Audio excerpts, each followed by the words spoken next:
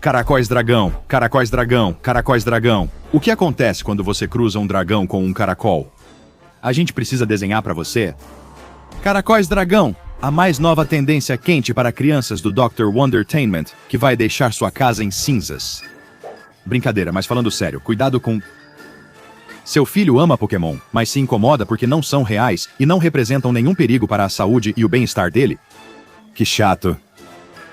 Com os caracóis dragão, você nunca mais vai ter um momento entediante. Eles podem se mover devagar, mas o fogo deles é rápido.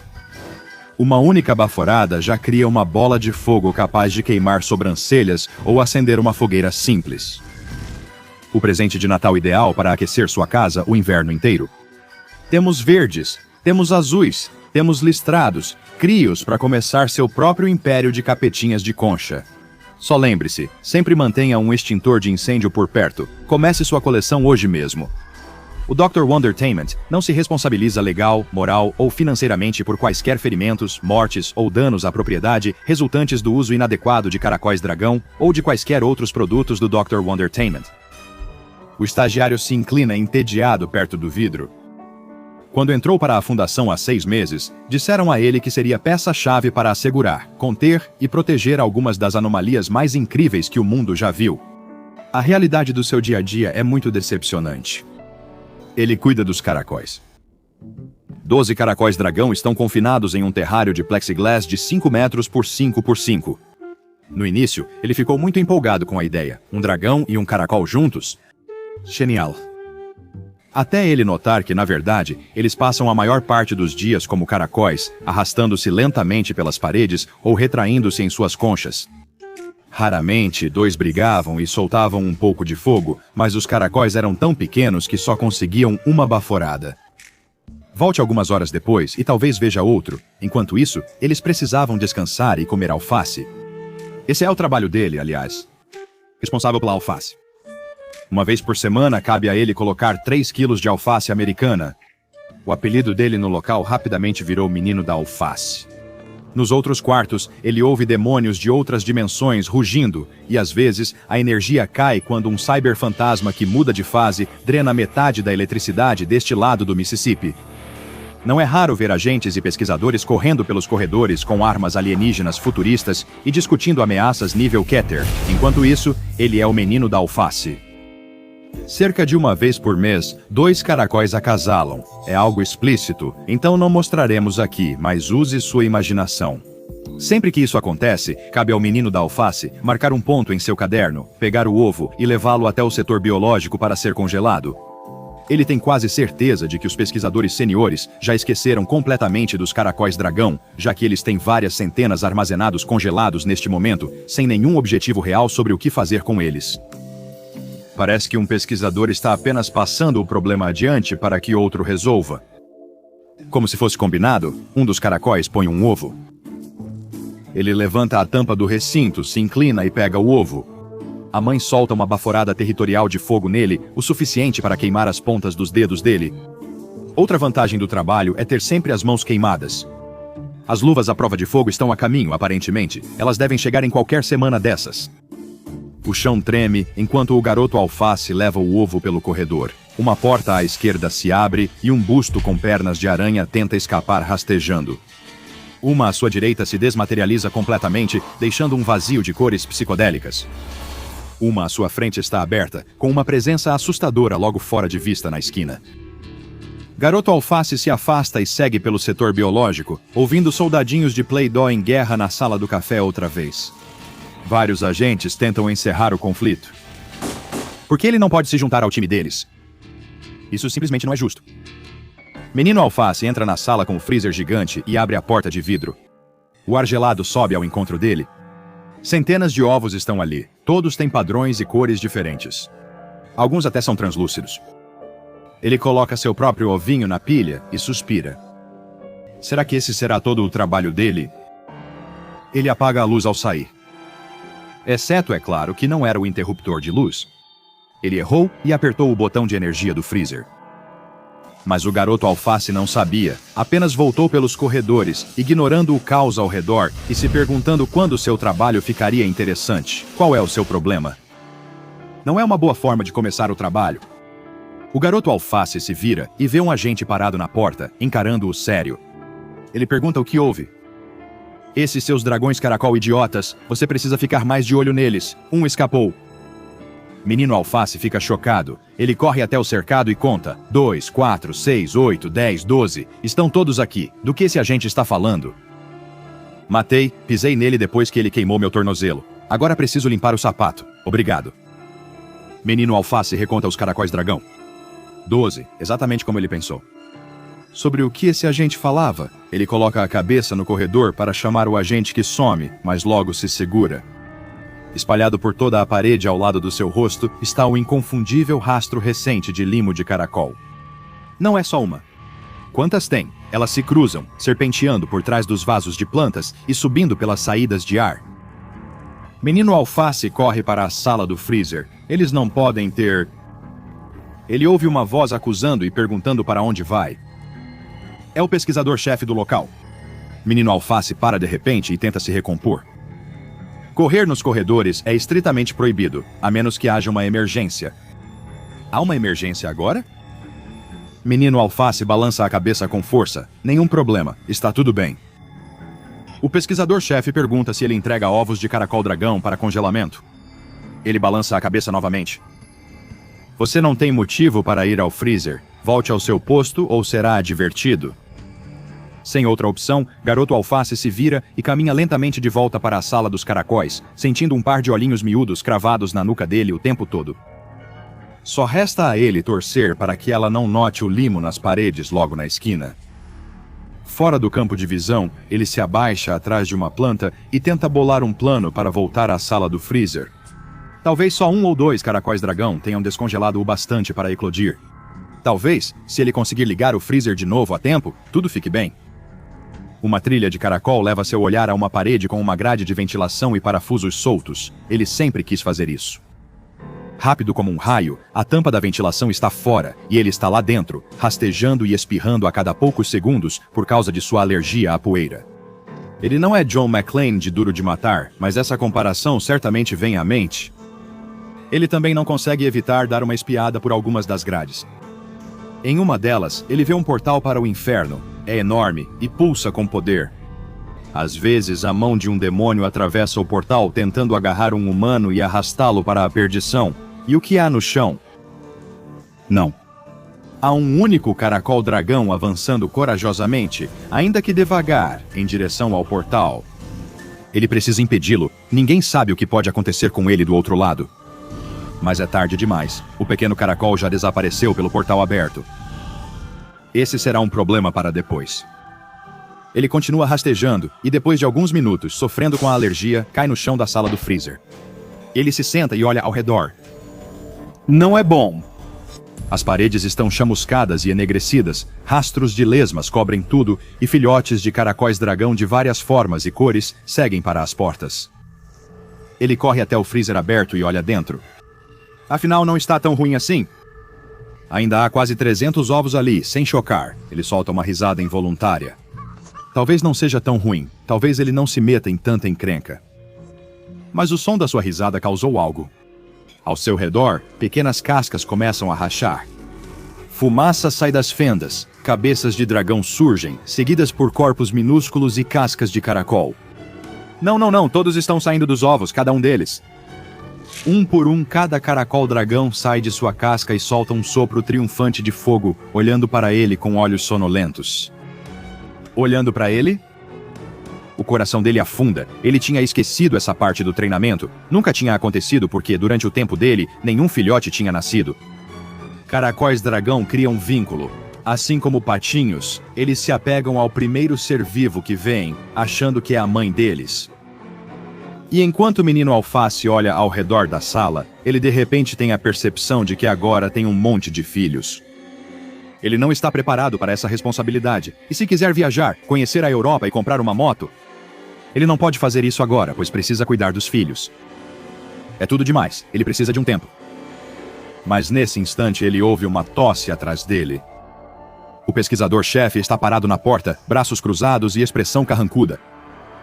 Em uníssono, Menino Alface e todos os outros se viram timidamente, sabendo que estão encrencados, e muito. Mas quando o pesquisador-chefe começa a gritar, algo peculiar acontece. Todos os caracóis dragão começam a rastejar, lenta mas seguramente, em direção ao chefe do estagiário. Quanto mais ela grita, mais caracóis dragão se juntam à multidão aos seus pés. Sua bronca aumenta até culminar em "Você está demitido". Assim que ela fala, uma bola de fogo preenche a sala. De uma vez, todos os caracóis dragão ao redor dela cospem o máximo de fogo possível. Sozinhos, eles nunca foram uma grande ameaça, mas algumas centenas deles soltando fogo ao mesmo tempo em um espaço confinado criam uma bola de fogo tão brilhante e quente que Garoto Alface leva a mão ao rosto e cai para trás. Seu cabelo está fumegando, então ele tenta apagar com a manga enquanto encara onde seu chefe estava. Agora tudo o que resta é uma pilha de cinzas e um par de sapatos. Bom, com certeza vou ser demitido agora. Garoto Alface corre até o corredor, espiando pelos cantos para ver se alguém vem. Bem devagar, um exército de caracóis cuspidor de fogo o segue, deixando uma quantidade absurda de gosma no chão. Não, volte para o quarto e se esconda. Mas os caracóis dragão continuam seguindo ele, fazendo pequenos sons de coruja enquanto avançam. Esse negócio de criar vínculo com o primeiro que vem realmente não é brincadeira. Ele deve colocá-los no terrário com os 12 originais. Com todos contidos, decidirão o próximo passo. Será que todos cabem lá? Ele não tem certeza, mas é sua única opção. De repente, uma porta se abre à sua frente e vários agentes e pesquisadores correm desesperados para salvar suas vidas. Uma onda de fogo os persegue, se apagando e se dissipando no corredor. Todos eles acabaram de sair da sala com o Portal do Inferno, o mesmo Portal do Inferno que o pequeno caracol dragão havia entrado há pouco tempo. E com certeza, uma cabeça colossal e dolorosamente lenta aparece na porta. A cabeça de um dragão no corpo de um caracol. Só que agora, em vez de ser de caber no bolso, mal consegue passar pela porta. Seus olhos ardem com fogo do inferno enquanto solta um rugido estrondoso. Esse caracol provavelmente criou vínculo a algo do outro lado do portal, e todos sabemos quem comanda o inferno. Isso não é mais só um caracol dragão. Agora é um caracol satã. Menino Alface se vira e corre para salvar sua vida, assim como o resto do pessoal no prédio. O bom de ser perseguido por um caracol do inferno é não precisar correr rápido ou ir longe para escapar. Não chega a ser uma perseguição rápida. Ele arromba a porta e se volta para seu exército de caracóis dragão, que chegam um a um o mais rápido possível. O que eu faço? Os caracóis dragão gritam felizes, se divertindo com o caos. Ele precisa de uma grande bola de fogo para matar o caracol do inferno. Só que seus companheiros parecem exaustos pela bola de fogo que matou o chefe dele, um problema para depois. Se estivessem no terrário, ele daria Alface e algumas horas de descanso, mas não tem esse tempo. Só tem uma coisa a fazer. Menino Alface escancara o armário. 574 olhos de caracol dragão encaram maravilhados. É lindo, é glorioso, é alface. Quilos e quilos de alface. Suas bocas se abrem em excitação enquanto o Garoto Alface faz jus ao nome, devorando cabeças do vegetal verde e crocante. Bocas pequenas mastigam e engolem rapidamente, enquanto o som de tapas pesados ecoa pelo ambiente. Uma grande sombra se projeta sobre a porta. E então a cabeça do dragão aparece, seu crescimento acelerado na fornalha do submundo, seus olhos enlouquecidos pelo mal. A carapaça deve pesar tanto quanto um carro pequeno. O caracol infernal vira a cabeça para ele e solta um rugido úmido e pegajoso que espirra gosma de caracol por todo o rosto do menino Alface. Ele passa a manga nos olhos e cerra os punhos, determinado. Caracóis dragão, ataquem! Alguns dos caracóis tossem, um deles consegue soltar algumas faíscas. A maioria segue aproveitando a Alface sem notar o agressor na porta, mastigando alegremente com suas boquinhas desdentadas. O caracol do inferno se ergue e abre a boca bem grande. Menino Alface fecha os olhos e respira fundo. Se é assim que ele vai morrer, que seja. Ele está pronto para o fogo que vai consumi-lo. Agora é questão de segundos. Ele está pronto. Ele abre um olho hesitante. A boca do caracol do inferno segue aberta. Seus olhos focam o que está em sua mão, não nele. Uma cabeça de alface. Menino Alface joga o vegetal folhoso na boca do caracol do inferno e ele mastiga, engolindo feliz em apenas algumas mordidas. Ele abre a boca, outra. Ele joga uma segunda, uma terceira e uma quarta. Agora, o caracol do inferno não parece mais tão demoníaco, só um caracol dragão gigante. Na verdade, parece até que ele está sorrindo. Talvez essa seja a moral da história. Às vezes, aqueles que achamos que são os grandes vilões da nossa vida podem estar apenas com um pouco de fome. Menino Alface sorri após um dia produtivo. Então ele se lembra que incinerou seu chefe. SCP-111, embora seja chamado coloquialmente de caracóis dragão pelo pessoal da Fundação, na verdade não são caracóis. Eles parecem ser invertebrados artificiais geneticamente criados com aparência de caracol e dragão. Se você olhar mais de perto as estruturas de DNA deles, rapidamente percebe que eles realmente não pertencem a nenhuma das famílias quando comparados ao DNA de caracol e de dragão que a Fundação possui. Quando totalmente crescidos, os caracóis dragão adultos pesam cerca de 300 gramas, com um comprimento típico de aproximadamente 20 centímetros do topo da cabeça até a ponta da cauda. Então, vamos começar pela cabeça. Além de cuspir fogo, esta é a parte mais parecida com um dragão do SCP-111. Diferente dos caracóis, eles possuem olhos bastante desenvolvidos que não ficam nas pontas dos tentáculos ópticos e pequenas estruturas parecidas com chifres contendo cartilagem. Suas bocas têm mandíbulas complexas de vertebrados, permitindo abocanhar pedaços grandes e abrir bem a boca para soltar fogo. Internamente, eles diferem bastante dos caracóis comuns. São de sangue quente, põem ovos com cascas duras e variadas em padrões e cores. E claro, ao fogo. As instâncias do SCP-111 possuem bolsas ocas logo abaixo das mandíbulas, onde armazenam metano coletado como subproduto da digestão. Enquanto a maioria dos animais libera o metano como resíduo, os caracóis dragão o armazenam como combustível.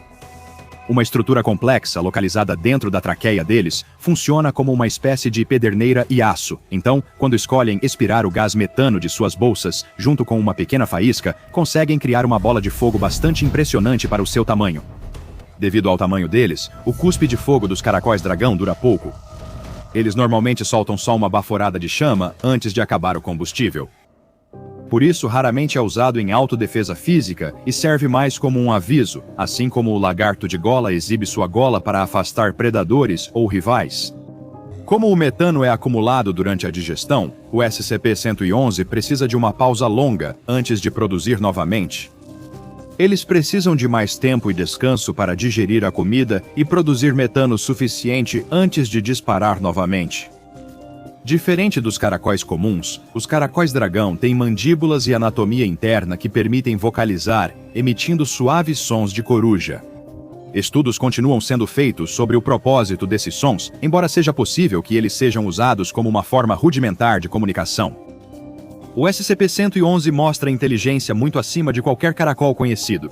O fato de se apegarem a outros animais como figura parental mostra um nível de compreensão do conceito de um progenitor e a capacidade de distinguir esse organismo dos demais. Eles parecem ter uma hierarquia para decidir quem fica com as melhores folhas de alface, mas as pesquisas ainda continuam. Pouco se sabe sobre as origens do SCP-111. As 12 instâncias contidas pela Fundação foram recebidas em uma entrega anônima em um local de fachada da Fundação. Apesar dos melhores esforços de vários agentes, ninguém conseguiu rastrear o remetente. Tudo o que se sabe sobre suas origens vem de um bilhete deixado na caixa, parecendo um anúncio para eles, como se fossem um produto do Dr. Wondertainment. Por enquanto, porém, eles estão felizes. O terrário foi ampliado bastante para acomodar todos os novos caracóis dragão. Alface chove do céu diariamente, mantendo-os felizes. Um caracol gigante com personalidade explosiva vive no canto com comida constante para mantê-lo dócil, e o estagiário responsável por recapturar os fugitivos foi promovido. É lamentável que a chefe de pesquisa tenha sido morta pelo caracol infernal antes de ser salva. Acesse o Patreon do Dr. Bob e torne-se pesquisador júnior hoje.